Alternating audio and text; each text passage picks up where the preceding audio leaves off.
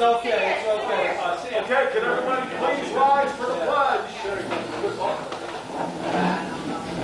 Pledge allegiance To the flag of the United States of America and to the republic for which it stands, one nation, under God, indivisible, with liberty and justice for all. All right. Our prayer. We're going to start. We're going to do the Lord's Prayer. Our Father, who art in heaven, hallowed be thy name. Thy kingdom come, thy will be done, on earth as it is in heaven. Give us this day our daily bread, and forgive us our trespasses, as we forgive those who trespass against us. And lead us not into temptation, but deliver us from evil.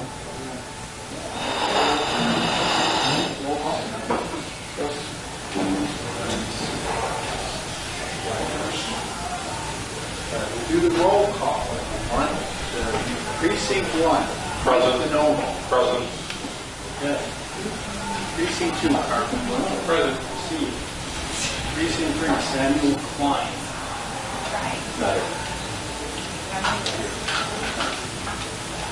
Precinct 4. John Boris. I don't have it back here. Precinct 5. Precinct 6. Mr. Taylor. here. Precinct 17. Fialco. Fraction for the alpha. Okay. Precinct 8. Tony DeMasso. Always from home with us. Precinct 9, Steve Spontac. Precinct 10, Mark Allen. Precinct 11, Present. sure. Precinct 12, Jeremy Lucas. Precinct 13, Precinct 14, Brad. Precinct 50, Russell Barnett.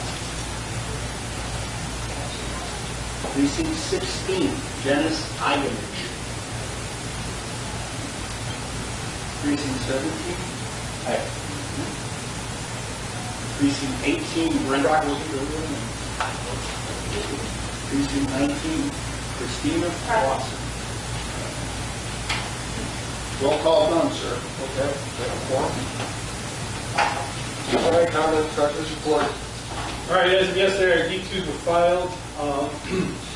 We have $600 in our account. We did get some donations, so that was appreciated. Jail to touch base more on that. Other than that, we're good to go. All right. Secretary's report, Mark. Really nothing to report. No email traffic in the Gmail account. Of course, if any of you want anything or have any comments, concerns, whatever, just email the Htro Gmail account and get back to you. Other than that, All right. I apologize. I skipped over the agenda approval, and I went right into the treasurer's report. Does anybody have an issue with the agenda? That's unavoidable. If not, we can I just need someone to make a motion to approve it. Chrissy, second by Nicole. I apologize, guys. All in favor? You're getting slow. Okay, so the chairman's report. That would be me. I got a few things to talk about. At our for the new board, at our first meeting back in May, we discussed some allocation of funds from the previous board that were not legitimate with our D1 status. We have made an election board complaint. We saw wrongdoing. We have to report it. That complaint is official now. It went out. With that being said, the last board had added up about $700 worth of election board fines for improper filings, which we are now responsible for. Nicole Laha is here with us tonight. Nicole Laha and her campaign donated $500 to us to help us out with that. I mean, want a fresh start over, and, you know, it's the least I can do, and hopefully we can get together and do what we're supposed to do as PCs, and that's get people to the polls. That's it. That's it. Thank That's all. you. Yeah. Thank you, Nicole. But the good news doesn't stop there. Mr. Patrick Sheehan has decided to make a donation as well, and Chris is here to tell us about it. Chris, could you stand up? So, Jay kind of spoiled it for everybody. I was supposed to have a big speech here and kind of lead into a conclusion that was going to make everybody happy. There would be big cheers, and I would get handshakes and drinks at the bar or something along those lines. But, you know, yes. So, just a reintroduction of myself. Many of you in this room know me. I'm Chris Jacobiak. I have spent the last 5.5 years of my life running campaigns in and around Will County, starting right here in Homer Township with Mike Frizzlone for Congress. Steve Balch was there. We were the little run to the litter crew. No one believed in us, but I know Steve believed in us back in the Momo in the Morning days. If you remember the Momo in the Morning days, you're really an old head. But now I have found myself in a different line of work. I am the new Chief of Staff to State Representative Patrick Sheehan, who represents most of Homer Township, and I'm also doubling, or I guess moonlighting is the official term, as Pat's political director. Patrick's very excited to be working with the new Homer Township Republican Board. He's been a member of the Homer Township Republican Organization in the past. He wants to continue that relationship to drive Republicans out to the polls, improve the Republican Party in this county, in this state that has been lacking for a number of years now at a statewide level. He is now in the State Central Committee. We are trying to push for serious change in the State Central Committee so we can have a robust Republican Party that's driving out Republican voters to the polls. And this check that Jay spoiled for all of us is our token of loyalty and token of appreciation to all of you in the Homer Township Republican Organization for $500. So I will give it to our treasurer. And just one more thing, my goal for the entire Republican Party and for all people in 37th District is to be a resource for you all. If there is a bill you have any questions on, Carmen brought one to my attention earlier today. I've been talking with Mark about a number of issues that have been going on in the community. There's a bill you have a question on. There's a piece of legislation. If you have an idea for the state you would want to bring forward, I will give you my business card. Feel free to call our office anytime. Shoot me an email. My office is always open. If you have any questions, you have any problems, you come talk to me, you come talk to our staff in the office. I like to believe we're doing a pretty good job. But hold us accountable. Ask us questions. And if you need anything, never hesitate to give me a call, everyone. So thank you again, and I look forward to working once again with the Homer Township Republican Organization. Thank you. Thank you, guys. Thank you. All right. Just like Patrick, you have to show up, right? Yeah, right. Okay. Thank you guys very much. It's Start meeting. That's right. Try to do better. it's a great help. It really is. With that being said, part of my report is going to be that everybody or the PCs in attendance, if you guys get a copy of it, oh, you're going. Just so, I mean, Jay touched a little bit on the complaint, but just so everybody is aware, the complaint is not just for the previous board, it also is asking state board election to waive the fines. Now, is that going to happen? Probably not, but we are hoping that with the write-up that we had, it should show them good faith with us. So, just so everybody knows. All right, with that, PCs in attendance, Secretary Gowen should have sent you minutes from the May 18th meeting. Does anybody have any corrections or changes or alterations? Any PCs? Nothing? Not a single thing to change? Nothing, huh? All right, well, I got a couple things. So, Section 12, at no time, it says, Steve Ballich congratulated all new precinct committee persons and promised to buy everybody ice cream after the next meeting. Guys, that did not happen. Steve Ballich, did you promise ice cream to everybody? No, I did not. No, you did not. They did not. Mike Benoble, Part B, under 12. He did call for continued unity throughout the Htro, but in the last line it says that Mike Pitt took oranges out of his pocket and dazzled the crowd with his juggling skills. I do not recall that happening at the meeting, Mike. that? Yes, which oranges I did. Okay. Is that real? Is this real? In Yeah, it's real.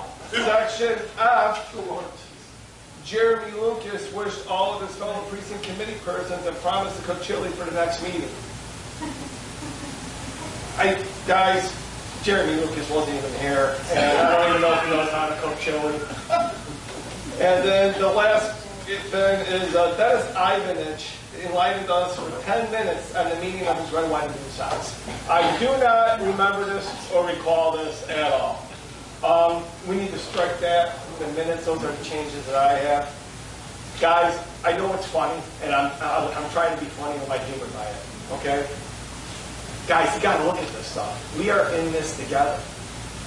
When we send these out, look through them. I need help. We all need help. We've got to pay attention. We don't only have to be here. We have to be here. Okay? And as humorous as it was, and I hope we all got a laugh out there. Guys, we're all in this together. Pretended on a holiday. And you know what? I'm going to give everyone that excuse, and we're good with that. So, can I please have a motion to accept the minutes from May 18th with corrections? Motion to accept it with the correction. Okay, second. Are we Can we just keep the ice cream one though? Can we get an ice cream still or no? Let's just say motion to accept the minutes. Can I have a second, please? Yeah. All right, all in favor? Aye. At the last meeting, I did talk. We do have some new PCs. Some are here tonight, some are not here. We also have old precinct people that have been doing this a while. But it's always great to harness in on some of our digital media skills, like learning how to use the Will County clerk's website and retracting the information necessary for your precinct as to how to get your voter data. These instructions were given to every PC at the last meeting. It was considered homework, so to say. We're not going to touch on it today because we do have a guest speaker. We have Bob Fioretti here. He's going to speak and take questions from the crowd. If everyone, for the next meeting, and a reminder email will go out by Mark Gowan for the next meeting date, with a reminder, I want everyone to pull their voter data from the Will County Clerk's website. Bring it in, and I want to discuss, and we'll have a small executive session that will not be on video at the end of the meeting, and we'll go over any questions or problems that you may have had recovering the information for your precinct. Well, we're going to have open comment. Okay, so if you need these instructions, there's more here, and we'll send them out to you guys as well. With that being said, that's the end of my chairman report. We go to the co-chair report. Mr. Utsi is not here tonight. So at this moment, I would like to go into guest speaker, Bob Fioretti. And if you guys have questions and stuff, we'll keep them till after Mr. Fioretti's done, and then we'll have open comment, okay? Bob Fioretti, he is running for Attorney General of the great state of Illinois. And if anybody knows anything about Bob, Bob is probably the most hated man by the Democrats in Cook County, which makes him perfect to run as a Republican. State level. So, Bob, why don't you come on up?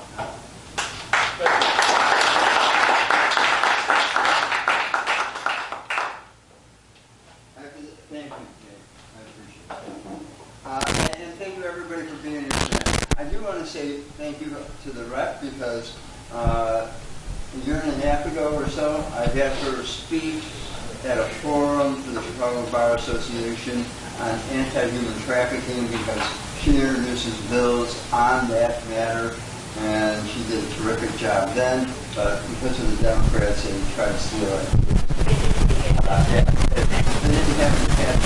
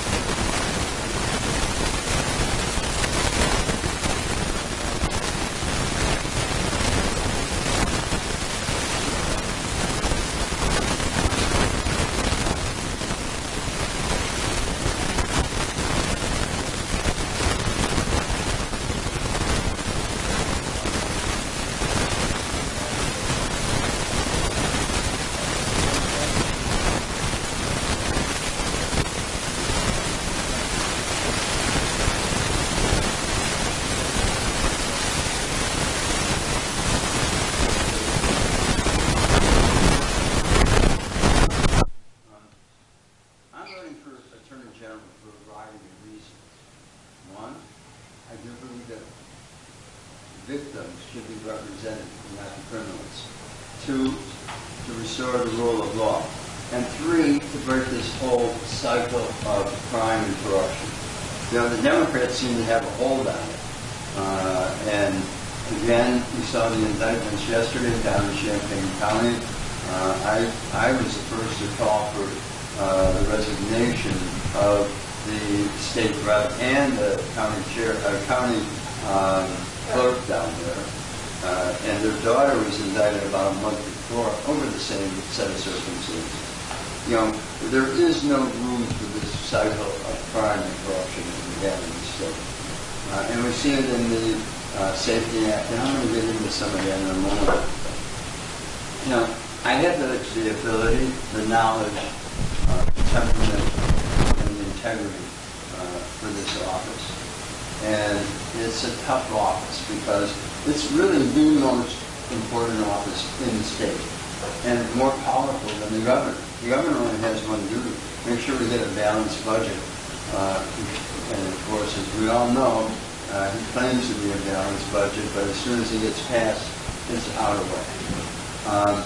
But the Attorney General is here to represent the people of this state and not the governor's office. The Attorney General has to represent and appoint all the attorneys who represent the state of Illinois, not the governor. And sometime in the past, this authority that's given under the state statute, the Constitution, and under case law that defines how this is, that like a sandcastle is slowly melting here in the state. You know, I've tried cases throughout this state and in all the districts and in federal court and all of the surrounding states. I've also tried a case in The Hague and also one in the Vatican, which was unusual. But I was appointed by both Democrat and Republican state's attorneys around this Will County, Cook County, DuPage County to represent the people of their counties as a special state's attorney. Also, I was appointed in several, and I'd like to say hundreds of cases, but that's an exaggeration, but an awful lot of cases representing the state of Illinois, both by Democrat and Republican attorney generals. Why? Because they know that they can trust my judgment and what we do. So, as I said, many of you know I was an alderman. When you said, Jay, you know, I was a Democrat. I grew up in the city of Chicago. I grew up on the South Side. Went to Mendel Catholic High School. And it was a great time that we had. But you know what? Just like so many millions of people, the Democratic Party left all of us. And what we find in here, the Republican, in the home of the Republican Party, we find faith, family, freedom, fiscal responsibility. And that's why and people thought when I was in the Chicago City Council, I was Republican then, and they accused me of being a Republican, and they tried to throw that across from me. You know, my 8 years in the City Council, I did a lot in terms of my representation of the people of the city of Chicago. Among them, I introduced almost 2,000 ordinances, resolutions, and orders. 90-some% of those passed out of the 2008 years. I brought 8,000 jobs to my ward, $350 million worth of infrastructure, thanks to cooperative attitudes with many of the state reps and state senators that I had. And I've also I brought a Costco, a Trader Joe's, Pete's, and a Target into my ward. You know, those are things that were highly unusual because I really had to do it myself. And a lot of that, I brought them in, recorded ordinances upon ordinances on what we needed to do. I also brought United into the Sears Tower. And that was, a lot of people were against it at the time. But I thought when I saw the demographics of young people that were working for United, I knew if they were downtown to the Sears Tower, and somehow the Willis Tower, spelled S-E-A-R-S, that they looked out over the city and the state. And I found that to be true. I met many of the people that came to United and walking down the street in the park. They may have had a girlfriend then, they got married, they had kids, and of course what happened when they had kids, they moved out of the city of Chicago for safety's sake, for a lack of education. So that's what happened.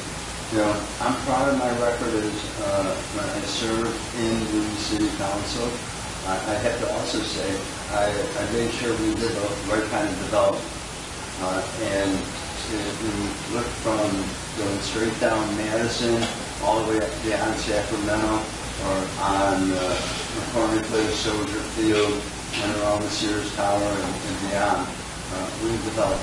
One thing I did, though, when I was the alderman, I made a pledge before I was elected, and some of the aldermen said, if you get elected, Bob, you don't have to follow it. And my pledge was not to take developer money. In my first almost year, not even a year, I had a return of $100,000 in developer contributions because I didn't want to take it. And I stuck to that pledge throughout all my years. And did not, and I consistently turned back developer money because I just didn't think it was right to influence my decisions on projects that you go forward in my work. So what does the Attorney General do? I mean, as I said, it represents the people of the state, and it is more powerful. Let's say if Darren Bailey gets elected and Kwame Raoul gets in, well, he would be suing him every day almost as much as he sues Trump every day. 65 lawsuits against the president already. Or maybe even beyond that. I think there's a few more that research is fine. But if he doesn't get elected, the current occupant gets there, the ability of the Attorney General is to hold that office in check. There's 14 designated specific statutes on what the Attorney General must do. The court decisions say he is the people's decision, and the Constitution establishing that office is making sure that we follow what we need to do. I'm going to make sure that the judges, as I said, new judges,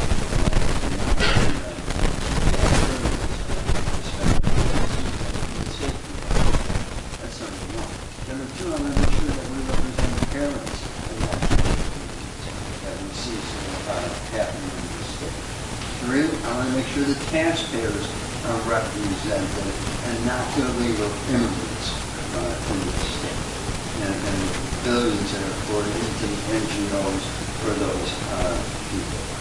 And I'm going to make sure that we have safety in our streets. As I was saying, one of the biggest issues, again, is anti-human trafficking. It's still a big issue in the state. Chicago is a global center for human trafficking. When we have human trafficking, it erodes the law. And when you erode the law, you have disrespect. And so I'm going to make sure that we restore the law here in the city and the state. The city and the government, the city and the state.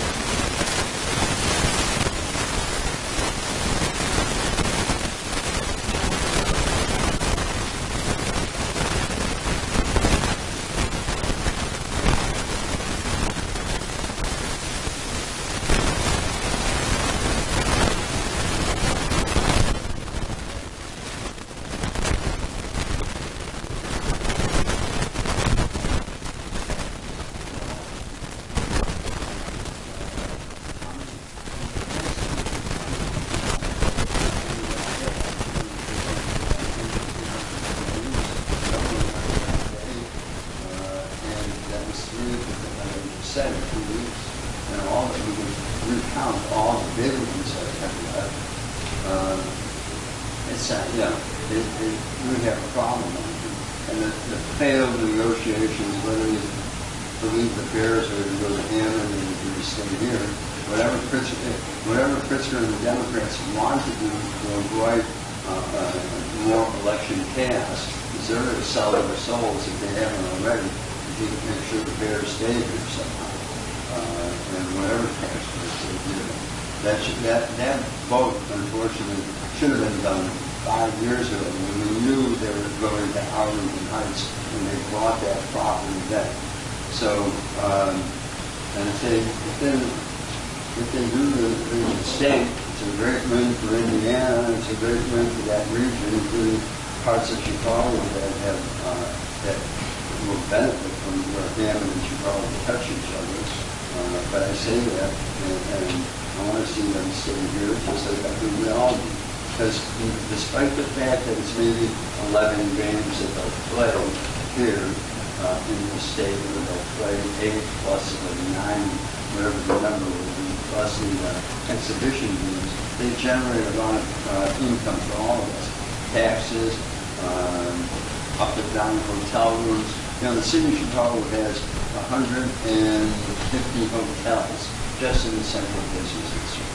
47,000 rooms in the central business district. That's downtown. Think about that. And I know let's go to the Cubs game. Sorry about that. There's a been a Sox fan all my life.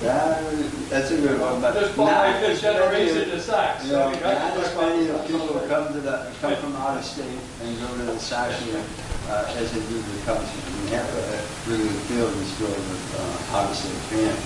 You know, and they have to save some money when they stay in those hotel rooms with some of the highest taxes, of course, in the nation on a hotel bill.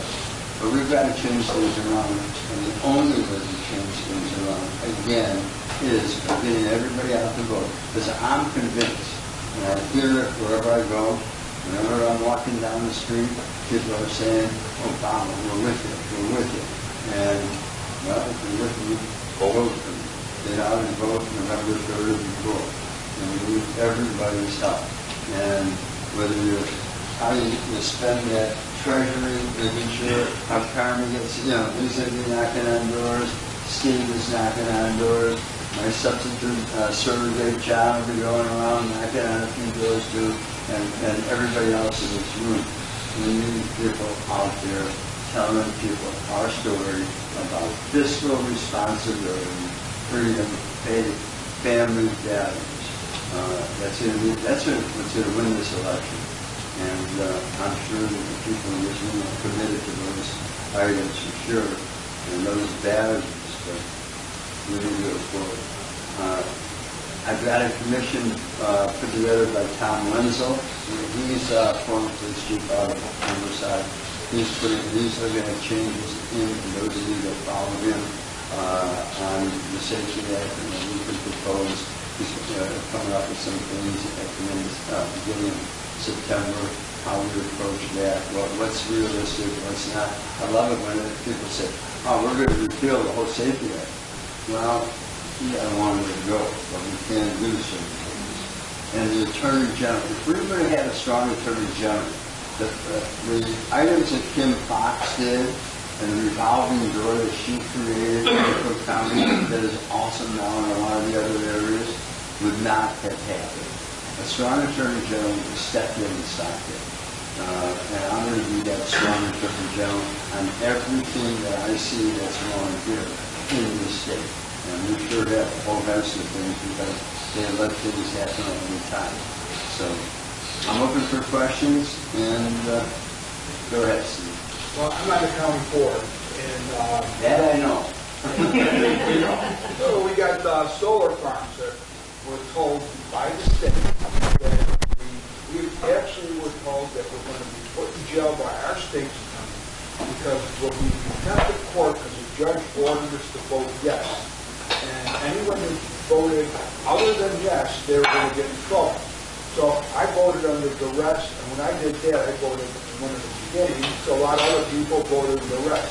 A lot of people voted yes because they didn't want to get put in jail. And that's illegal what they did. It was a judge. So are you able to override judges that make really bad, unconstitutional decisions?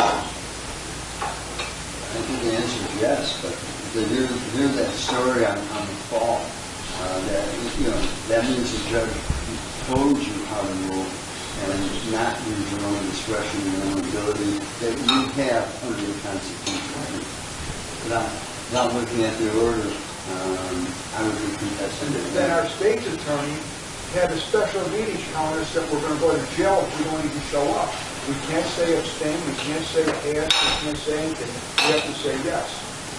That's what we were told by our state's attorney. So, I look at it like if you were there, I'd call you up and say, Bob, what's going on? Can you stop this? That's the hope that you can step in and say, no. I'm not sure who the judge was, but I have had enough experience battling things here. It was a Republican judge. Yeah. So I would love to see what there is a way around it, so.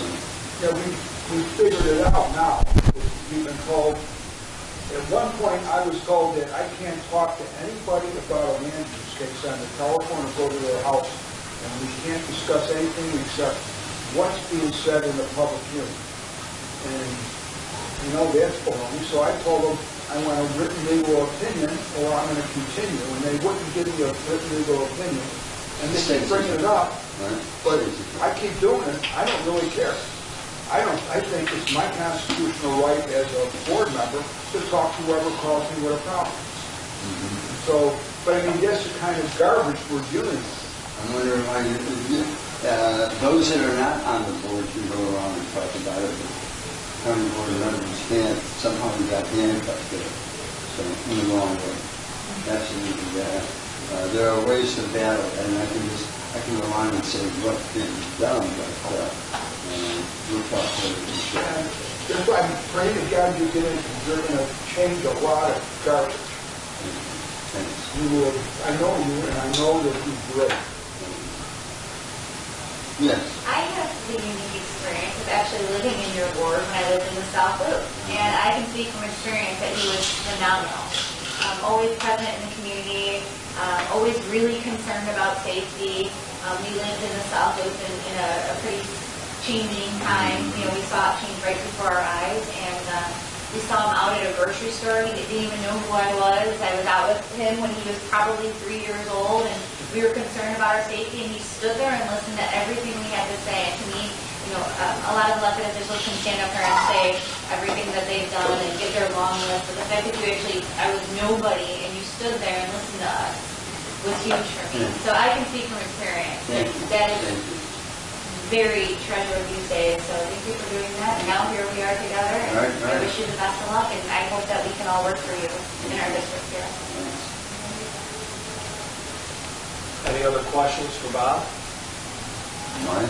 I would just like to make a statement, and I think everyone would agree, this is the most important state election we have, because there is so much corruption in the state, and the only way to change it, the narrative, is to have somebody in that is honest, has integrity, and really has, so-called enemies on the other side.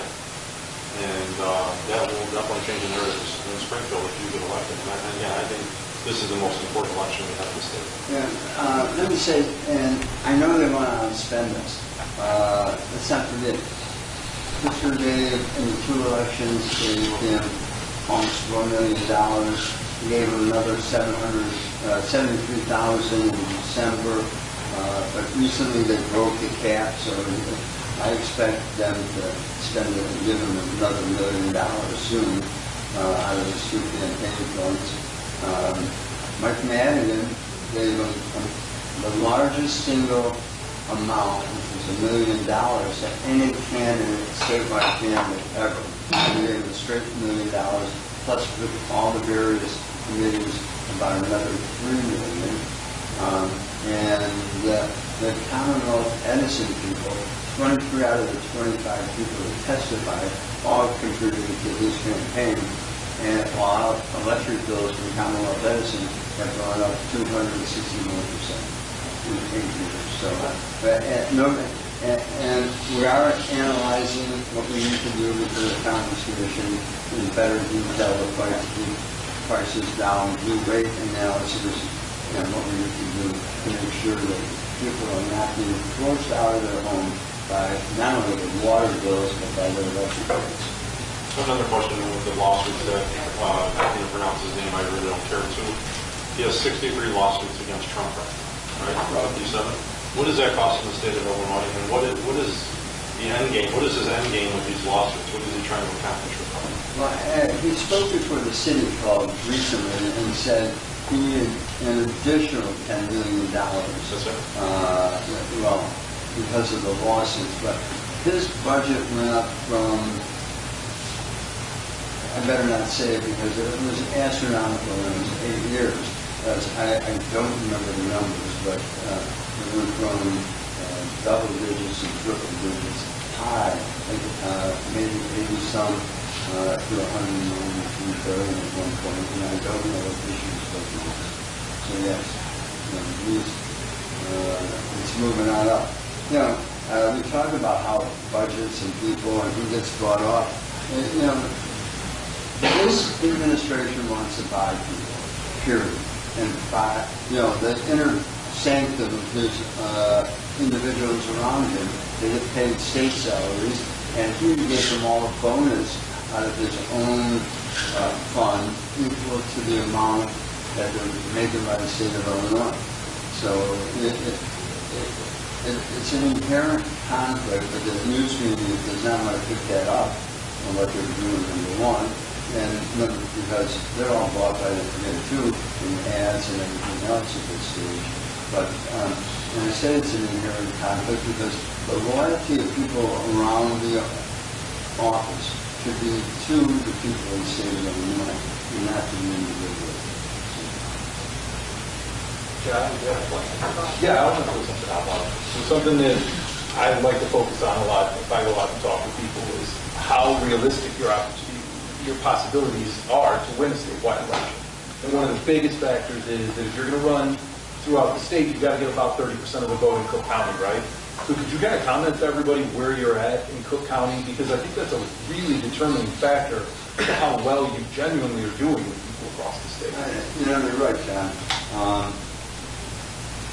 I ran for state as you know, and some of you are here, but I was at 29-point-something%. Now, I ran against an Irish woman who had, she was law enforcement, but as you see from a lot of rulings now, she won't cooperate with the ICE and everything else, that she is not as law enforcement as much of the population would believe. She's doing some things for sure, but not enough. And when you have to, I think at this point, and a lot of the law enforcement said, a Republican can't win in Cook County, so vote for her. And so I think for law enforcement, we're there. This time, it's different. There's coming around. I have a lot of the ethnic groups already are saying they're backing, and I'm proud of all that.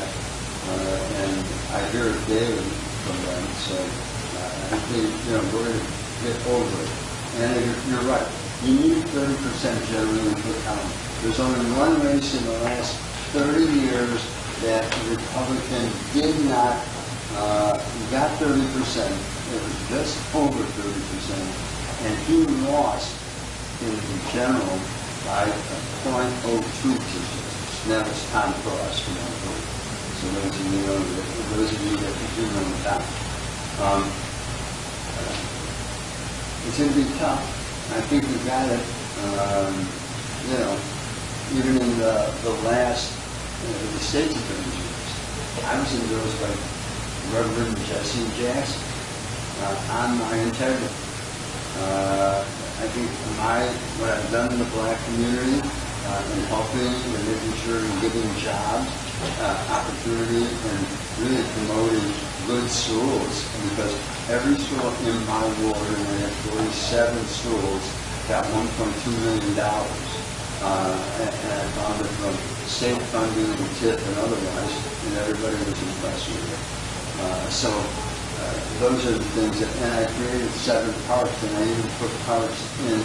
I always believed what was good on the east side of the road was good for the west side of my neighborhood.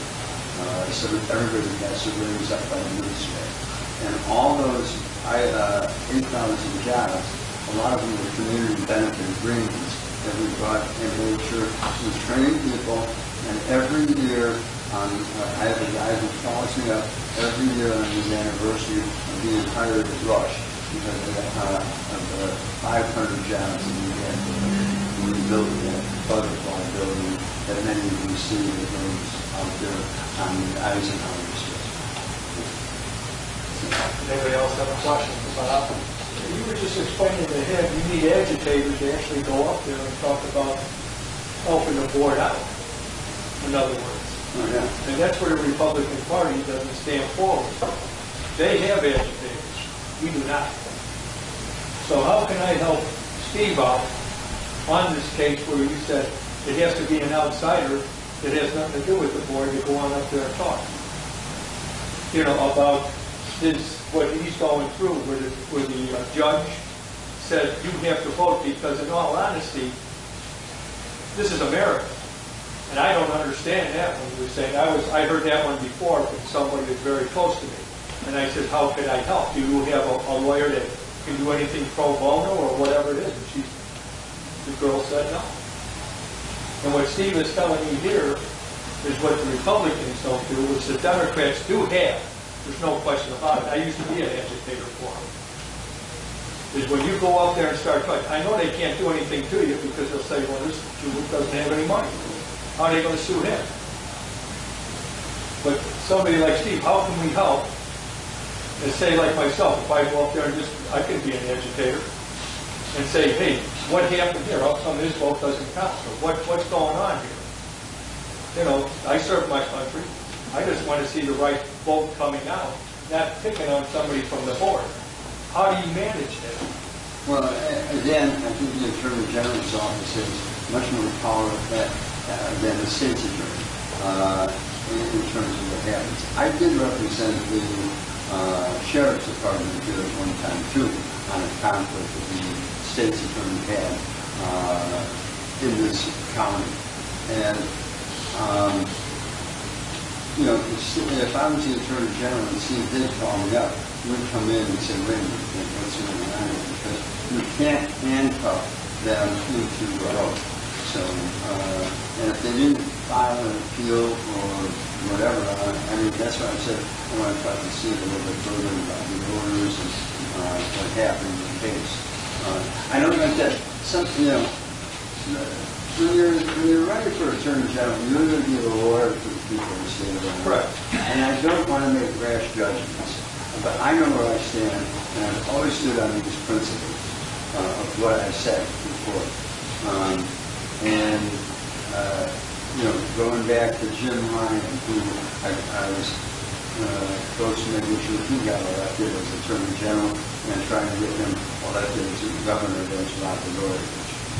Because he had the integrity and he had the ethical aspect of what was needed here in the state. And if he would have won then, I think the state would have been on a different trajectory now, even now, all these years ago. But again, you know, without going in and knowing all the facts, and I mean, I know what I heard, and it's appalling to hear that. It's just not appalling. It's, you know. It is, yeah. I mean, it's he has that right. We voted him in. Like the other person, we're voting him in, and some judge is going to say no. And then if you got in there, you have the right to fire all these judges, or do you have to keep so many of them that, you know, like, I wish we could fire them, but we can't. And the way the system, and there's a lot of confusion on how judges, first of all, they're elected generally as a 6-year term. Associates are elected for 4-year terms, but they're not elected by the people of the county or the district. They're elected by the judges who put them in there. And so that becomes another issue too. And under the new system, we're slowly, especially in Cook County, we're getting rid of all these associate judges and making them full judges. In Cook County, we have 450 judges. I'm battling Joliet on the annexation of, and I call it the big truck stop over there. It's happening because of the impact on the Abraham Lincoln Cemetery and of course the open lands. Right. So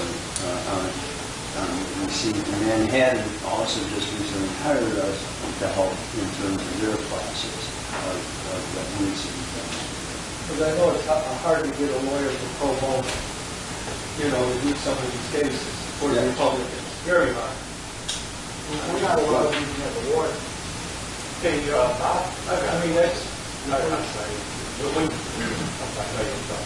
No, that's okay, sorry. I do have one question for you, and as we move things on, one of the most important things that I think, and we're looking at, in this past year, we saw fraud like you wouldn't believe in the state of Minnesota.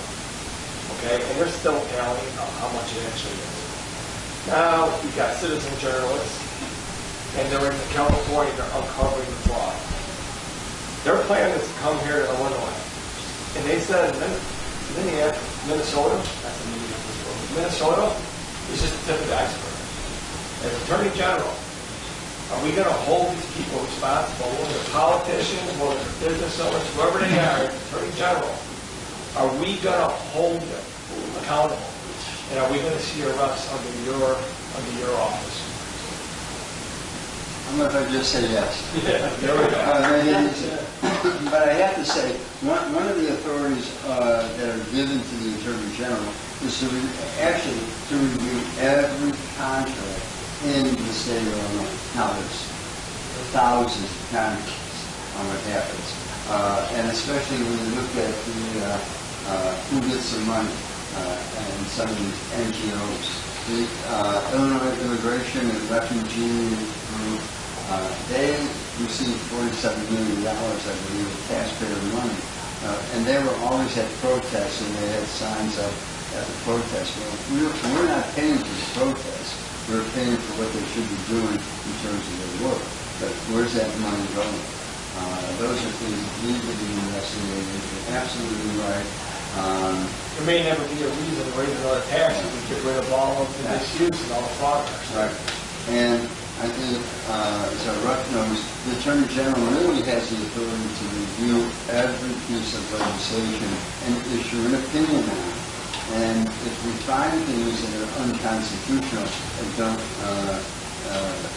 establish constitutional muster, then we should be issuing an opinion saying this is not proper here. So those are the impact of what the Attorney General can do is unbelievable. And that's why I said it is more powerful than the governor. The governor has the pulpit to say that he can call a press conference in 10 minutes and most of the media will show up.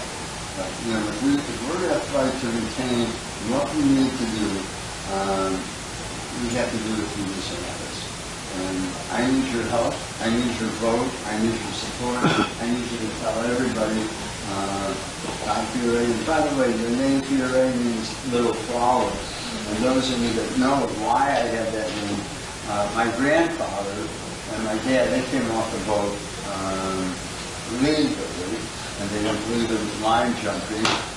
But my grandfather was abandoned in a field of little flowers outside of an orphanage in Padua, Italy. And those little flowers, the nuns there gave him the name Htro. So that's how I have that name. And I'm proud of it too. So anyway. Thank you very much.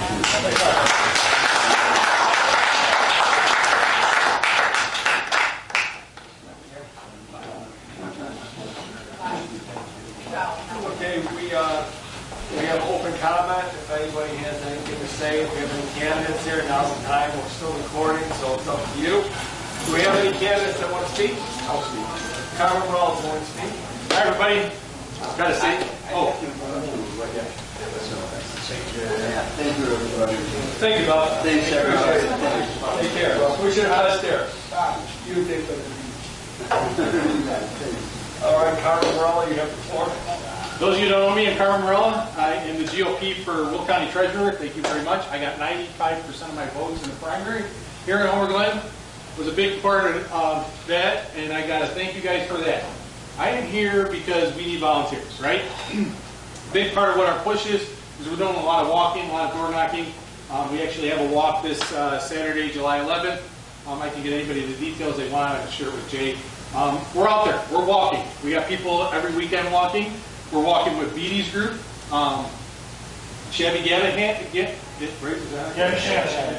Gabby Shanahan.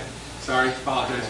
We've been walking with her too, so it's been nice. We're getting out there. We're meeting a lot of people. A lot of people are fed up. They're tired. The first thing we hear is property tax, right? So I always talk about what I have believed in for many, many years, and that's equity theft. So we do speak a little bit about that with the residents. I catch a lot of residents off guard because they may be cutting grass. I startled a gentleman the other day, but he was very grateful that we stopped him and talked to him because he really needs to see change in our state. And that's very positive that we're hearing out there from the Republican Party. We're doing a lot of these walk-ins, and I'd like to see Htro do a walk. And that's kind of why I'm up here kind of pleading, saying, hey, let's get together. Let's figure out a date. Let's do a walk together. Let's get out there in our precincts.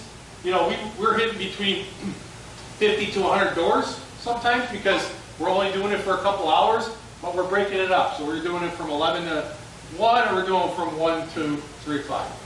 So if I can get anybody who wants to get in contact with me or wants to get out there and help volunteer, by all means stop afterwards. I can get you my information, but we definitely need the help. Thanks. Any other candidates? Any other candidates before we go to open floor? I'm over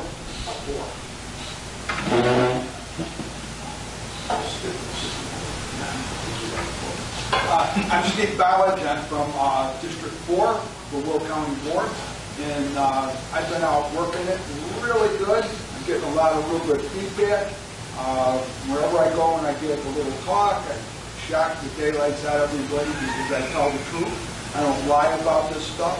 And I'm telling you right now, the biggest thing we got a problem with is property tax.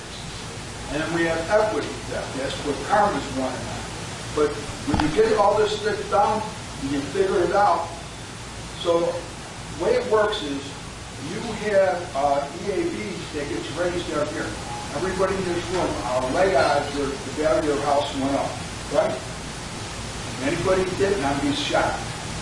So that's going to cost you more taxes because they pass a levy, the levy's flat, and they decide how much everyone pays by your EAB. So basically, everybody got an increase in their EAB. It was an average of 10% for the year last year in 2025. So that means that all the taxing bodies got a 10% increase automatically. How do you stop that? So then most of them, not all of them, but like the county, we have $93 million in reserve. Yet we tax, they want to tax 5%. But they have $93 million too much. We're supposed to only have 25% of our budget in reserves. So why do we have $23 million too much? And why did we tax when we have $23 million too much? What are they going to do with the money? Are they planning on building something? Are they planning on doing something with that money? But they overtaxed you to get $23 million too much. Just think about that. All the taxing bodies, I shouldn't say all, but most of them in government do that. So I tell everybody, we're not stupid anymore. I've been putting it out all over the place. That if you keep raising taxes and people got to pay it or leave.